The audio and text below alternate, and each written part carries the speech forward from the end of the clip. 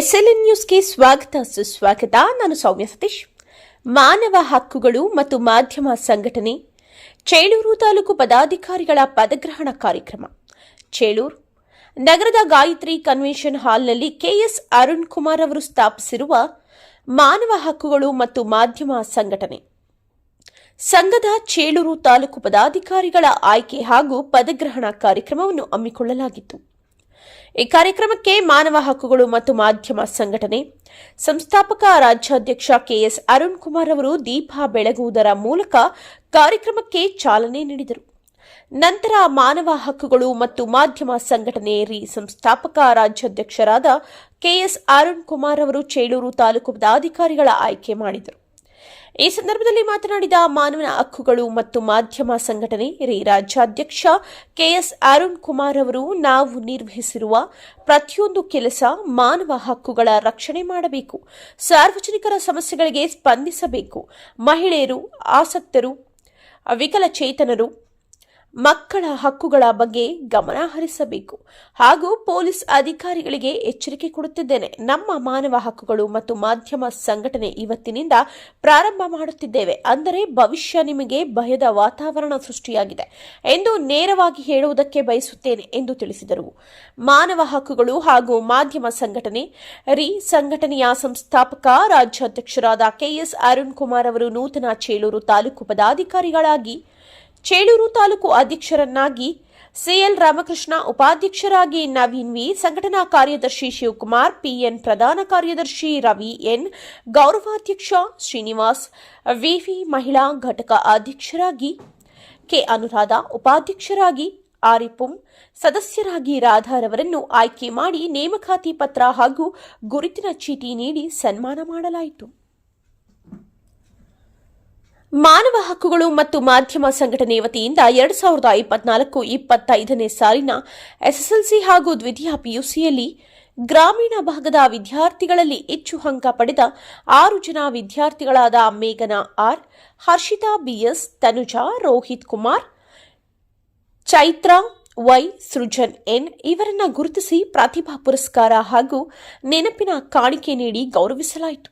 ಈ ಸಂದರ್ಭದಲ್ಲಿ ಮಾನವ ಹಕ್ಕುಗಳು ಮತ್ತು ಮಾಧ್ಯಮ ಸಂಘಟನೆಯ ರಾಜ್ಯ ಉಪಾಧ್ಯಕ್ಷ ಎನ್ ಪುಟ್ಟರಂಗಯ್ಯ, ರಾಜ್ಯ ಸಲಹೆಗಾರ ಬಿಎನ್ ಮೋಹನ್ ಕುಮಾರ್, ರಾಜ್ಯ ಯುವ ಘಟಕದ ಅಧ್ಯಕ್ಷ ಮಹೇಶ್, ಮಹಿಳಾ ಘಟಕದ ರಾಜ್ಯ ಉಪಾಧ್ಯಕ್ಷರಾದ ಮಂಡ್ಯ ನಾಗರತ್ನ, ರಾಜ್ಯ ಸಂಘಟನಾ ಕಾರ್ಯದರ್ಶಿ ಕನ್ನಿಕಾ, ಚಿಕ್ಕಬಳ್ಳಾಪುರ ಜಿಲ್ಲಾ ಪ್ರಧಾನ ಕಾರ್ಯದರ್ಶಿ ಮುದ್ದುಕೃಷ್ಣ, ವಿಡಿಎಸ್ಎಸ್ ಜಿಲ್ಲಾಧ್ಯಕ್ಷ ಕಟೀಲು ವೆಂಕಟರಮಣಪ್ಪ, ಮಾಜಿ ಗ್ರಾಮ ಪಂಚಾಯಿತಿ ಅಧ್ಯಕ್ಷ ಡಿಎಸ್ ಆದಿನಾರಾಯಣಪ್ಪ, ಬಿಜೆಪಿ ಮುಖಂಡ ಗೋಪಾಲಸ್ವಾಮಿ, ಗ್ರಾಮ ಪಂಚಾಯಿತಿ ಉಪಾಧ್ಯಕ್ಷ ರಾಮು, ವಾಲ್ಮೀಕಿ ಸಂಘದ ಜಿಲ್ಲಾಧ್ಯಕ್ಷ ಲಕ್ಷ್ಮೀ ದೇವಮ್ಮ, ಗೌರಿಬಿದನೂರು ತಾಲೂಕು ಅಧ್ಯಕ್ಷ ನಾಗರಾಜ್, ಕಾರ್ಯದರ್ಶಿ ಶ್ರೀನಿವಾಸ್ ವಿ, ಗೌರವಾಧ್ಯಕ್ಷ ನರಸಿಂಹಮೂರ್ತಿ ಹಾಗೂ ನಿರೂಪಕರಾಗಿ ಜಗನ್ನಾಥ್, ಸಂಘದ ಎಲ್ಲ ಪದಾಧಿಕಾರಿಗಳು ಹಾಗೂ ಸದಸ್ಯರು ಹಾಗೂ ಸಾರ್ವಜನಿಕರು ಇನ್ನು ಮುಂತಾದವರು ಹಾಜರಿದ್ದರು.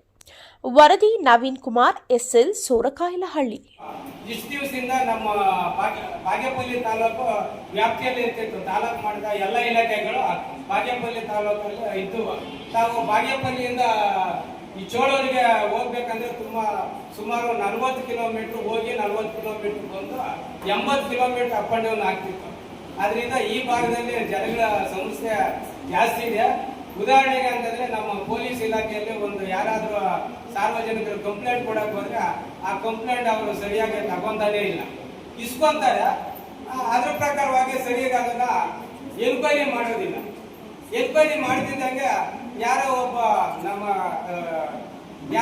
ನಮ್ಮ ಪೊಲಿಟಿಕಲ್ ಲೀಡರ್ ರಾಜಕಾರಣಿಗಳು ಫೋನ್ ಮಾಡಿದ್ರೆ ಆಯ್ತು ಇವತ್ತು ಕಳಿಸ್ತೀವಿ ನಾಳೆ ಕಳಿಸ್ತೀವಿ ಅಂತ ಹೇಳ್ಬಿಟ್ಟು ಆ ಕಂಪ್ಲೇಂಟ್ ಅಲ್ಲೇ ಇಟ್ಟಿರ್ತಾರೆ. ಒಂದು ಕಂಪ್ಲೇಂಟ್ ಪೊಲೀಸ್ ಇಲಾಖೆಯಿಂದ ವಿಚಾರಣೆ ಮಾಡಬೇಕಾದ್ರೆ 2 ರಿಂದ 3 ದಿನಗಳಾದ್ರೂ ಸಹ ವಿಚಾರಣೆ ಆಗಿದೆ. ಚೇಳೂರು ತಾಲೂಕಲ್ಲಿ ಒಂದು ಪದಾಧಿಕಾರಿ ಕಾರ್ಯಕ್ರಮ ಪದಗ್ರಹಣ ಕಾರ್ಯಕ್ರಮ ಮಾಡಬೇಕು ಅಂತೇಳಿ ನನ್ನ ಜಿಲ್ಲೆಯ ನಾಯಕರು ಚರ್ಚೆ ಮಾಡಿಕೊಂಡಾಗ ಮೊನ್ನೆ ಇದೆ ಬಹುಶಃ ಇದೇ ಜಿಲ್ಲೆಯ ಗೌರಿಬಿದನೂರು ತಾಲೂಕಲ್ಲಿ ಒಂದು ಕಚೇರಿ ಉದ್ಘಾಟನೆ ಹಾಗೂ ಅಲ್ಲಿನ ತಾಲೂಕು ಪದಗ್ರಹಣ ಕಾರ್ಯಕ್ರಮವನ್ನು ಕೂಡ ಮಾಡಿದ್ವಿ. ತದನಂತರ ಈಗ 2ನೇ ಭಾಗವಾಗಿ ಇವತ್ತು ಚೇಳೂರನ್ನು ಆಯ್ಕೆ ಮಾಡಿಕೊಂಡು ಇಲ್ಲೂ ಕೂಡ ಯಾಕಂದ್ರೆ ವಿಶೇಷವಾಗಿ ಏನಾಗುತ್ತೆ, ಈ ಆಂಧ್ರದ ಗಡಿ ಭಾಗದಲ್ಲಿ ಇರ್ತಕ್ಕಂಥ ತಾವೇನು ಸಾರ್ವಜನಿಕರಿದ್ರಿ, ಬಹುಶಃ ಮಾನವ ಹಕ್ಕುಗಳ ಉಲ್ಲಂಘನೆ ಆಗೋದು ಬಹುತೇಕ ಈ ಆಂಧ್ರ ಕಡೆಯಲ್ಲಿ ಹುಟ್ಟಿಕೊಂಡಿದ್ದ ಈ ಭಾಗದಲ್ಲಿ ಅಂತ ನಾನು ಹೇಳಿಕೆ ಬಯಸಿದೆ. ಕಾರಣ ಏನಪ್ಪ ಅಂದ್ರೆ ಬಹುಶಃ ಇಲ್ಲಿ ಒಂದು ಶಿಕ್ಷಣದ ಕೊರತೆ ಇದೆ.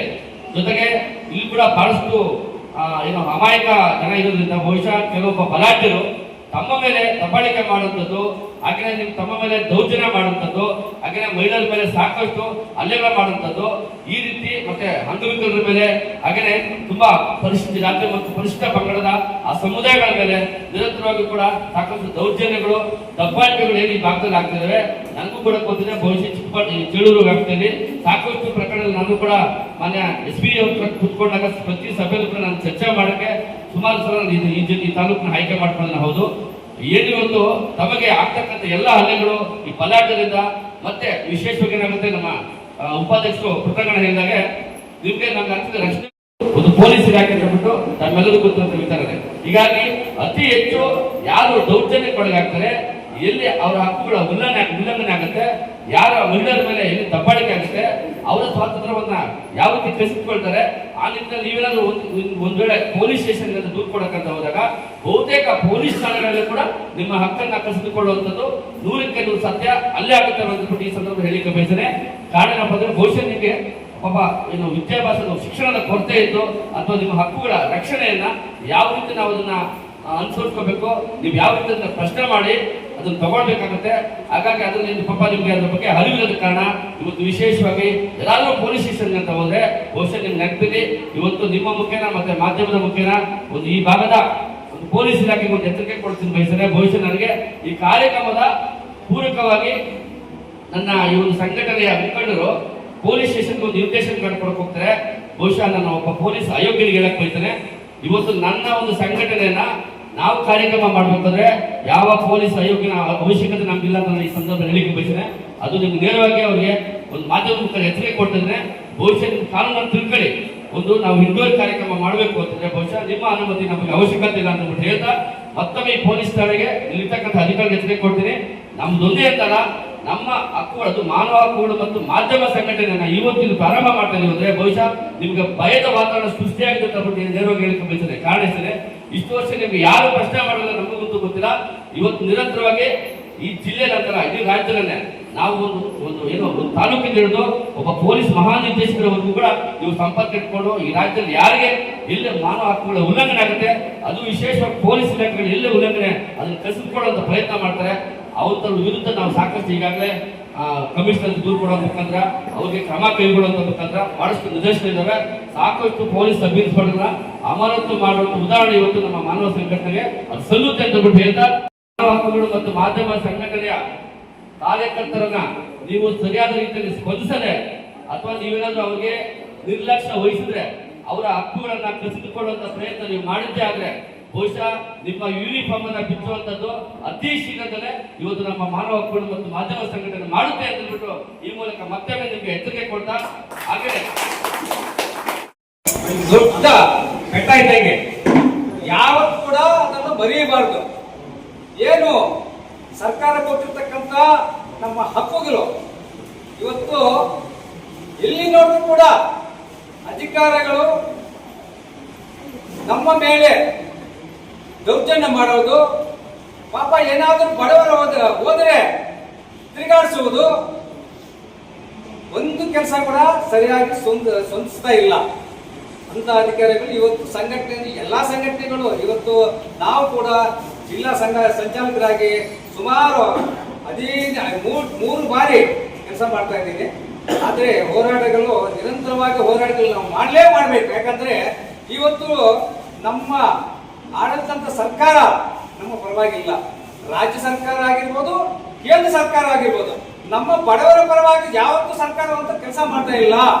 ಯಾರಿಗೆ ಜಮೀನು ಇವತ್ತು ಜಮೀನು ಎಲ್ಲಿ ನಮಗೆ ದಲಿತರಿಗಾಗಿರ್ಬೋದು, ಪಾಪ ಬಡವರಿಗಾಗಿರ್ಬೋದು, 1-2 ಎಕರೆ ಜಮೀನು ಕೊಡೋದಕ್ಕೆ ಅವರಿಗೆ ಅವ್ರಿಗೆ ಮನಸ್ಸು ಬರ್ತಾ ಇಲ್ಲ ಅಂತ ಸರ್ಕಾರಗಳನ್ನ ಮಾಡ್ತಾರೆ. ನಮ್ಮ ಓಟ್ ತಗೊಂತಾರೆ, ನಮ್ಮ ಮೇಲೆ ದೌರ್ಜನ್ಯ ಮಾಡುವುದು, ನಮ್ಮ ಮೇಲೆ ದರ್ಬಾಳಿಕೆ ಮಾಡುವುದು, ನಮ್ಮ ಮೇಲೆ ಅವಾಜಗಳು, ಈ ಕೆಲಸಗಳೆಲ್ಲ ಮಾಡ್ತಾರೆ. ಅದು ದಯವಿಟ್ಟು ನಾನೇನು ಹೆಚ್ಚಾಗಿ ಮಾತಾಡಕ್ಕೆ ಹೋಗಲ್ಲ.